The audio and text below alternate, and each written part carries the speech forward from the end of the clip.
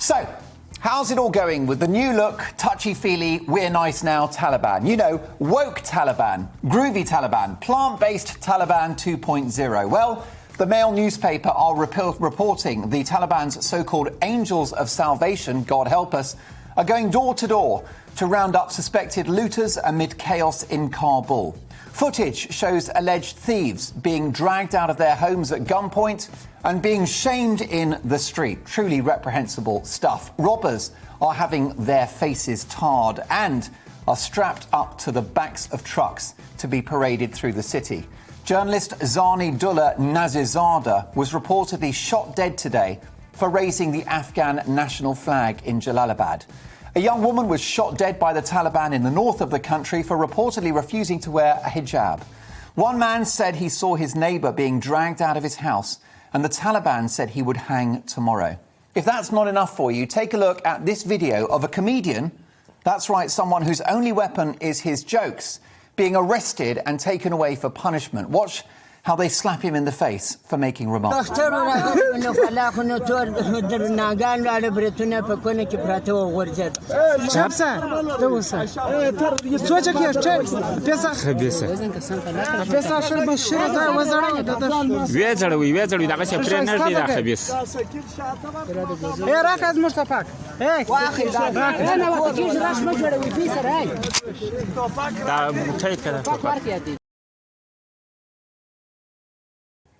Now, I'm devastated to tell you that that poor man was later shot. The Taliban have only been in a week, and this is the level of barbarism we're now seeing. If that's what they're willing to do to the people of Afghanistan, what plans do they have for the wider world? Especially our part of the world, the West, with its values of freedom and democracy, equality and tolerance, values they despise so much. What you've seen with Joe Biden's botched departure is appeasement, and there isn't great historical precedent for that policy. In fact, Joe Biden isn't even the new Neville Chamberlain. He makes Neville Chamberlain look like Winston Churchill. This is a surrender of the highest order, and America is rapidly losing its status as the world's predominant superpower. And Afghanistan is not a problem that's going to go away. It's sadly going to get worse. The Taliban will likely reach out to terror groups like Al-Qaeda and ISIS and will enjoy the tacit support of global bad actors like Russia and China. The idea of Western allies getting back in and fighting on the streets of Kabul is just not an option. The bloodshed would be historic. And yet the Taliban clearly cannot be negotiated with. They're already flexing their muscles about the 31st of August deadline. It's all on their terms now, and we are the whipping boys of this murderous gang of thugs, and there's literally nothing we can do about it. Now, other presidents have a case to answer. Bush, Obama, and yes, Donald Trump.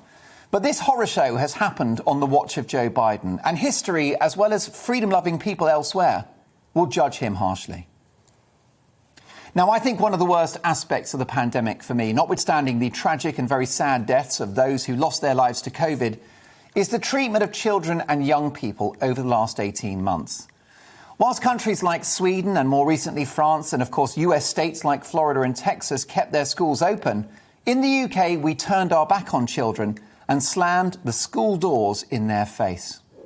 We will never quantify the amount of abuse that has happened behind closed doors as a result. The neglect, the malnutrition, the violence, the loneliness, the isolation.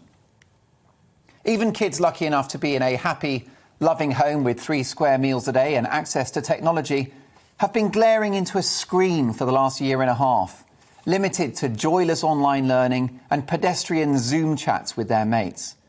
Playgrounds were gaffer-taped up and gates locked. Slides, merry-go-rounds and soft play areas all out of bounds. Hormonal teenagers weren't even allowed to grab a beaten-up old football and have a kickabout in the park. Facing scarce mortal threat from the virus, children should never have been the foot soldiers of this pandemic. Older generations are there to protect children and young people, not view them as vectors of disease and use them as human shields. Now, this is just my view, but I would never have closed schools in the first place. But now there's talk of doing it all over again. One of the most respected virologists in the world, Professor Sunetra Gupta, told me in an interview that far from shielding children from the virus, healthy kids should not be prevented from getting it. And whilst I'm happily pro-vaccine for adults, I'm double jabbed myself, there's some evidence that the immunity from catching the virus among healthy people is as good, if not better, than the jab. And that means that vulnerable people are protected. Now others take a different view.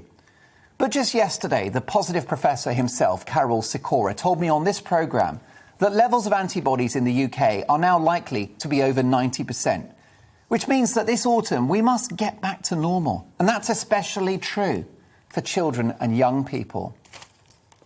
We talked yesterday about the devastating impact of no face-to-face GP appointments and the moving story of Lisa King and her dear husband Peter, who should still be with us today. But we've also got to bring back face-to-face teaching, and we've got to keep it. Children's mental health, their physical safety, their access to learning, and ultimately their life chances have been curtailed as a result not of the virus, but of the measures with which to control it.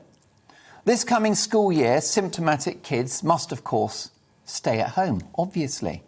But no more school closures, no bubbles, no being sent home without symptoms, no more Zoom lessons, and absolutely no more scientifically debatable face masks in the classroom, the potential harms of which were never fully evaluated.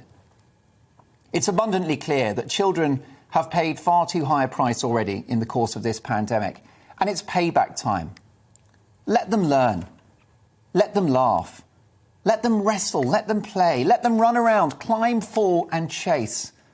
Let them live their lives and be children again and do what children do. It's our duty as adults to make sure that that happens. We've taken away 18 months from them.